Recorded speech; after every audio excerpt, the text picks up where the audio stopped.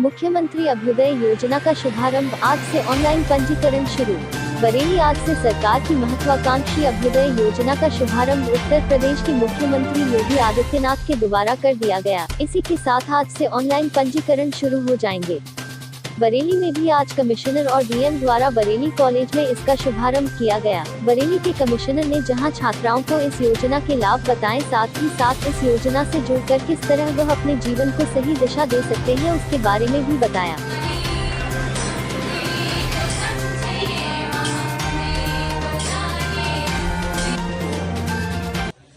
देश में ये उत्तर प्रदेश पहला प्रदेश है जहां पर इस तरह की योजना शुरू की जा रही है। इसका एक मुख्य उद्देश्य, बाकी आपने सुना, मुख्य उद्देश्य ये है कि जो युवा हैं हमारे, वो जो काफी पैसे खर्च करके महंगे कोचिंग क्लासेस से कोचिंग प्राप्त करते हैं, उनको उसी क्वालिटी की कोचिंग हम लोग फ्री ऑफ कॉस्ट उपलब्ध करा सकते हैं।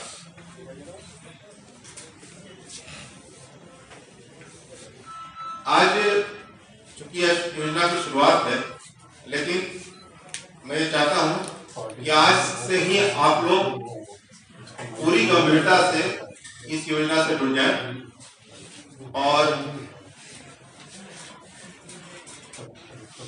अपने जीवन में सफलता प्राप्त करें। मैं माननीय मुख्यमंत्री ने भी जो चर्चा की, इस योजना को जो फॉर्मुलेट करने में रंजन कुमार मंडा एक लखनऊ, और जिन्होंने अंत में धन्यवाद ज्ञापन किया। ये कोइंसिडेंस है कि वो मेरे बड़े भाई, अपने बड़े भाई, और बहुत अच्छे से मेहनत करना पड़ेगा। और इसमें जो भी हम लोग इनपुट दे सकते हैं, आप बच्चों का जो इनपुट है सबसे महत्वपूर्ण होगा कि आपको क्या चाहिए। इस योजना के लाभार्थी आप हैं, और हमेशा ये हमारा मानना रहा है कि जो लाभार्थी हैं उन्हीं के अनुसार योजना बननी चाहिए। तो आप लोग को योजना बनानी है, आपको क्या पढ़ना है, कैसे पढ़ना है, ये आप लोग निर्धारित करना है। और हम लोग गाइडलाइन के तहत आप लोग पढ़ाई में बेहतर तरीके से एक मार्गदर्शन देंगे। और हम लोग के पास बहुत अच्छे फैकल्टी हैं और बहुत अच्छे मोटिवेटर भी हैं। देखिए, हमारे यहाँ से जो मुख्यमंत्री अभ्युदय योजना लॉन्च हुई औपचारिक रूप से माननीय मुख्यमंत्री जी के कमलों से, तो उसमें लगभग 35,000 लोगों ने इसमें रजिस्ट्रेशन करा के बरेली मंडल से उसमें ऑनलाइन परीक्षा में भी शामिल हुए थे। उसमें से जो टेस्ट हुआ है उसके बाद हम लोगों को लगभग 1200 बच्चे मिले हैं विभिन्न परीक्षाओं से। 700 लगभग यूपीएससी के हैं और 150 जेई के हैं, उतने ही नीट के लिए हैं, और सीडीएस और एनडीए के लिए भी कुछ बच्चे मिले हैं। तो आज हम लोगों ने शुरुआत की है और कल से विधिवत कक्षाएं शुरू करेंगे। इसमें जैसा कि आपने मुझे सुना होगा भी, हम लोगों ने स्ट्रेटजी बनाई है कि जितने हमें सेशंस करने हैं वो तो हम लोग करेंगे ही। उसके लिए हम लोगों ने नामी ग्रामी जो फैकल्टी है हमारे बरेली के, उनको शॉर्टलिस्ट किया इसमें, और रोहिलखंड यूनिवर्सिटी के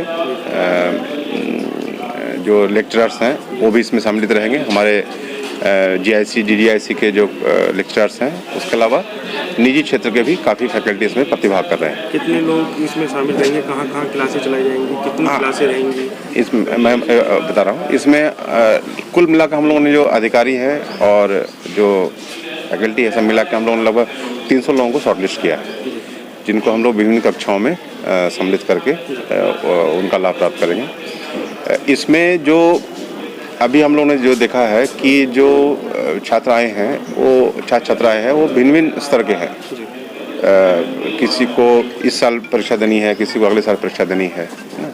उस ढंग से हम लोग एक सेशंस प्लान कर लेंगे पहले ना, और हम लोगों को एक ही स्तर के लोगों को पढ़ाने में, कोचिंग करने में सुविधा होती है, उसमें गति होती है। उस ढंग से हम लोग आज सेशंस प्लान कर लेंगे। क्योंकि दूसरी बात यह है कि जो क्लासेस हैं वो आईआईटी और नीट की हम लोग यहाँ जीआईसी में कराएंगे, और यूपीएससी के एस्पायरेंट्स के लिए हम लोगों ने बरेली कॉलेज में प्लान किया है। और जो नंबर ऑफ बैचेस बनाए जाएंगे उसकी संख्या जो है डिपेंड करेगा, जो हमें कल फीडबैक मिलेगा लोगों से, जो स्टूडेंट्स हैं उनके माध्यम से। जो स्टूडेंट्स चाहे चयनित हुए हैं या नहीं चयनित हुए हैं, उनको ऑनलाइन रूप से भी कक्षाएं अटेंड करने की सुविधा होगी। हम लोग की जो मुख्य क्लासेस होंगी, हम लोग उसको यूट्यूब लाइव पर और फेसबुक पर लाइव करेंगे। हमारा एक चैनल है, उस पर भी ये उपलब्ध रहेंगी। उसके अतिरिक्त जो online e learning content platform जो बना है अभ्युदय का, उस पर भी वहाँ से भी कुछ कक्षाएं ऑनलाइन आयोजित होंगी। एक सवाल ये भी है हाँ। डीएम साहब, प्रोफेसर साहब, डीएम साहब और आप खुद भी बच्चों की क्लास लेने वाले हैं, ये भी एक उत्सुकता है बच्चों में, उसके बारे में बताइए कि आप लोग किस तरीके से अपना सेशन रखते हैं, क्योंकि जन सुनवाई का कार्यक्रम रहता है, तमाम सरकारी कार्यक्रम रहते हैं, उसके बाद कैसे आप निर्धारित करेंगे अपनी एक क्लास? देखिए, ये योजना आपने सुना, माननीय मुख्यमंत्री जी की प्राथमिकता की योजना है। तो यह जिस तरह से हम लोग अन्य योजनाओं के लिए समय निकालते हैं, इस योजना के लिए भी निश्चित रूप से समय निकालेंगे।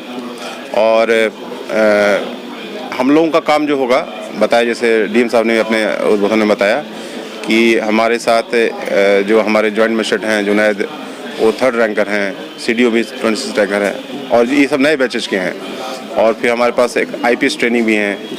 तो हम जो नए बैचेज के जो लोग हैं, उनको इस्तेमाल हम मेंटरिंग में भी करेंगे। उसके अलावा जो हमारे फैकल्टी हैं, जो हमने हर सब्जेक्ट के लिए, जैसे पॉलिटी है या इकोनॉमिक्स है या ज्योग्राफी है, सबके लिए एक मेंटर फैकल्टी रखा है। उनके साथ हम बैठकर जो हम लोगों का जो अनुभव रहा है, उसके आधार पर हम जो लेसन प्लान तैयार करेंगे, उसमें हमारा योगदान रहेगा।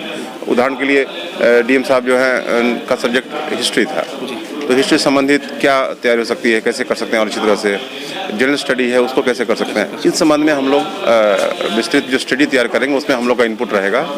उसके अलावा मेरा जो जैसे मैं फिजिक्स, मैं चाहता हूँ फिजिक्स में अपने कंसेप्ट में हम लोगों को बताऊँ, तो मैं फिजिक्स की क्लासेज लूँगा।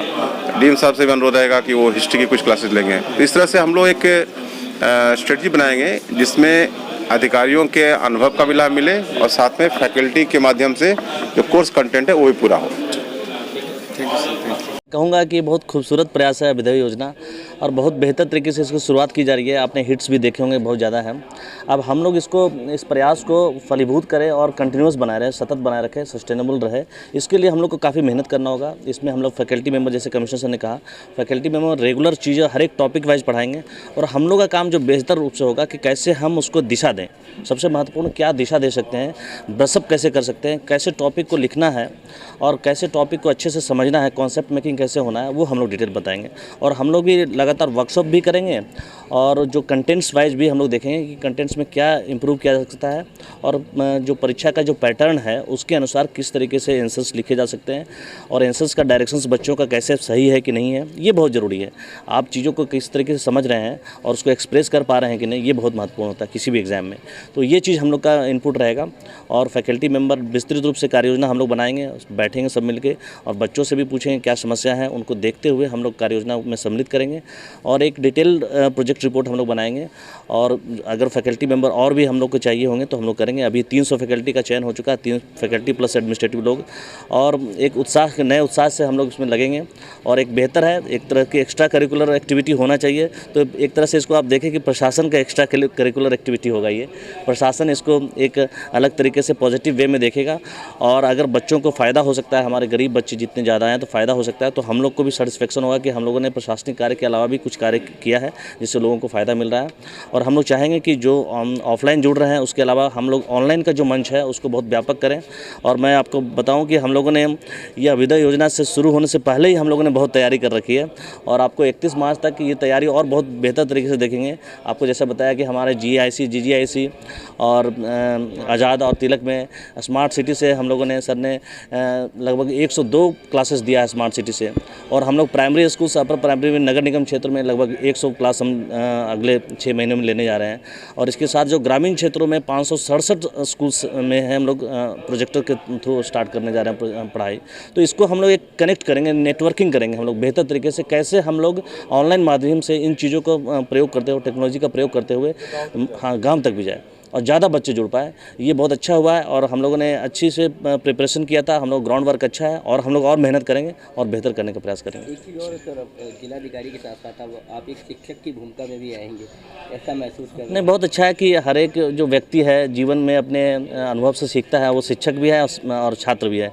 एक साथ हर एक व्यक्ति शिक्षक भी होता है, छात्र भी होता है। जैसे आप लोग मीडिया से हैं तो मैं तो चाहूँगा कि मीडिया के भी लोग अपने कुछ जो विचार हैं वो व्यक्त करेंगे। मैं कौशिक जी से बात भी कर रहा था तो उन्होंने बताया कि हम बहुत बेहतर तरीके से हम मीडिया का कैसे कवरेज होता है और कैसे चीज़ों को देखने का एक नज़रिया होता है।